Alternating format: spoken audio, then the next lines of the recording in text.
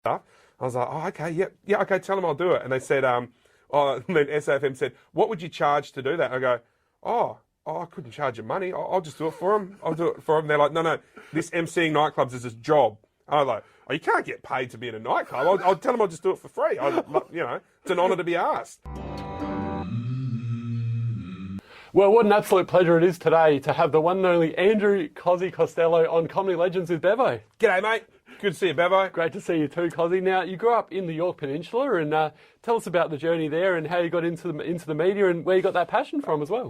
Yeah, I was born in Murray Bridge, and then I was conceived on the banks of the River Murray there. The old girl was a bit wilder back in those days. And then went to Canina when I was about 5, and then grew up in Canina on York Peninsula, which was great.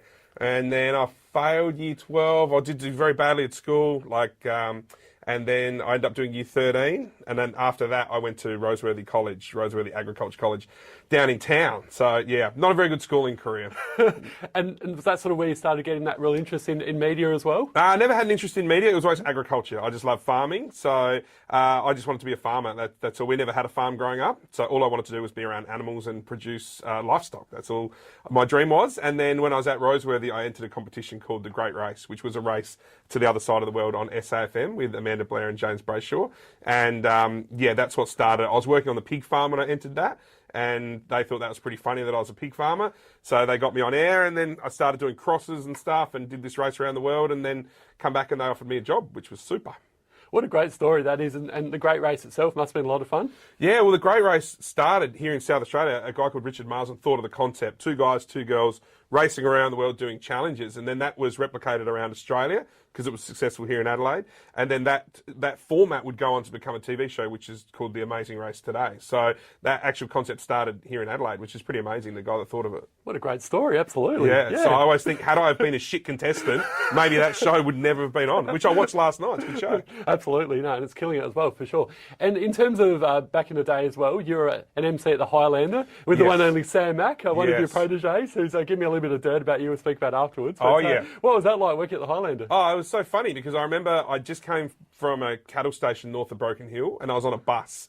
And my phone came back into reception, and it went off with messages. And one of the messages was from SAFM saying, oh, Cosi, you need to urgently call us. One of our clients, Joplin's nightclub, wants to use you Friday nights in the nightclub. So I quickly rang back. I'm like, oh, hello, yeah, what did you want me to do? They said they want you from 5 o'clock till 8 o'clock every Friday night. And I'm like, oh, okay, yep, I think I can do that. And they're like, what? I said, what will I have to do? They said, you have to give away drinks and take song requests from people and talk to the people and hand out free drinks and stuff. I was like, oh, okay, yeah, okay, tell them I'll do it. And they said, and then SAFM said, what would you charge to do that? And I go, I couldn't charge you money. I'll just do it for them. I'll do it for them. They're like, no, this emceeing nightclubs is a job. I was like, oh, you can't get paid to be in a nightclub. I'll tell them I'll just do it for free. It's an honour to be asked. And they're like, no, it's a job, you have to be paid for it. And then that's what started me emceeing nightclubs. So I did like Joplin's, Shenanigans down at Westfield Marion for many years, ladies' night down there, which is where I met my wife. And then I emceed the Highlander on North East Road with Sam Mack, who's now Channel 7 Sunrise weatherman guru. Yes, what a story that would have been. And you guys just would have run absolute muck together, I can imagine. So. Yeah, 2 young single blokes emceeing nightclubs before the days of phone cameras. It was brilliant. Yeah, I don't know whether you'd do it nowadays, though. You probably wouldn't get away with it. And Sam also told me that you bought your house with Planet money. Can you explain that a bit more? Well, they used to have Planet Cash at the Planet. So when we'd go there, all the MCs would get like wads of Planet Cash, which was like not actually real money. It's just like you could use over the bar.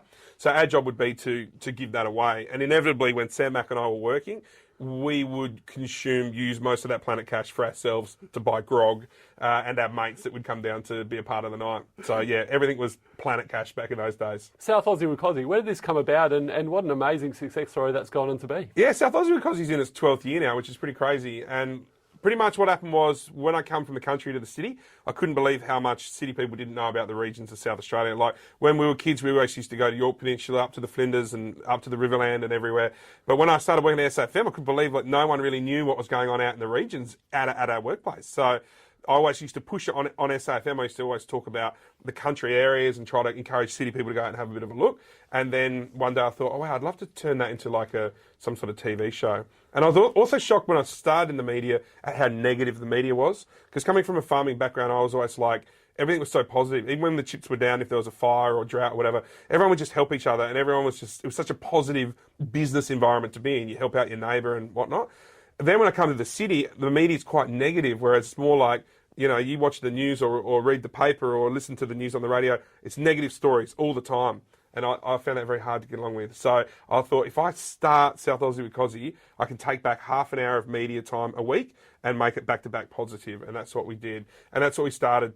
The first episode was like that, and the one that aired Sunday night still like that. Back-to-back positivity. We're always searching for the good, and it helps, I think, you know, make the media a more positive space. So good. And speaking of so good as well, you're doing a really wonderful thing called Cows for Cambodia. Explain that a bit more and how that sort of format came about, Cosi. Yeah, well, I went to Asia to visit my mate, and his sister was over there working on a charity. And yeah, it was pretty amazing because, like, I'd never been to Asia before, and I'd never seen poverty before. So at first I didn't want to go, and then he insisted I go, so I flew over with him. And when I saw the level of poverty, I was just, I guess, compelled to do something about it, even just, you know, a little bit. So I started trying to do a few little bits and pieces, and then I thought, you know what, I'll start my own charity and then see if it grows from there. And now it's grown to, like, we're like the biggest agriculture charity in Cambodia and one of the biggest in Southeast Asia. So yeah, it's grown well. We also have a smaller project in Botswana, which I actually believe Botswana will outgrow Cambodia in the next couple of years. And how can people get involved in being involved with Cows for Cambodia as well, Cosi? Well, I say to people, don't donate, participate. Like, we run tours over there, and I take people over and show them the charity. They can work on the charity, and we do all the touristy stuff too. And they probably, we've just launched our 4th tour now that COVID's gone away a bit and you can travel. And yeah, the tours have been selling out in like 3 or 4 days. It's insane. Like, it's one of the most amazing experiences you can ever do. Come over and be a part of it. So yeah, I encourage everyone to get on board and come check it out.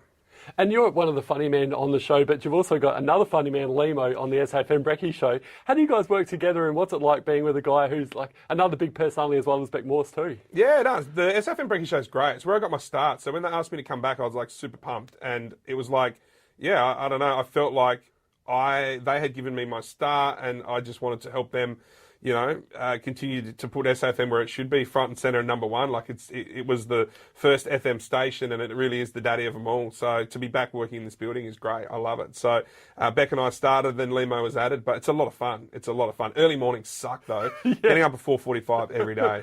You know, a lot of people find it hours wise. You know, yesterday every day I get up at 4:45, but yesterday I don't get home till like 7 o'clock. And then tomorrow morning, I'll film today till 7 o'clock, and then I'll get up tomorrow morning at 4:45 every day. I haven't done less than a 12-hour day during the week for, I couldn't tell you, maybe 2 or 3 years or something like that. Wow, so, that's rough. Yeah, they're long days. And on that, actually, I've got to be at the gully filming in literally 20 minutes, so I'm going to have to bail on you, but it's an honour to be on the podcast and that you care enough to come in and say good day. I appreciate it. Cosi, an absolute pleasure, mate, and thanks so much for your time today, mate. Anytime. Easy as. Keep up the great work. See you, legends.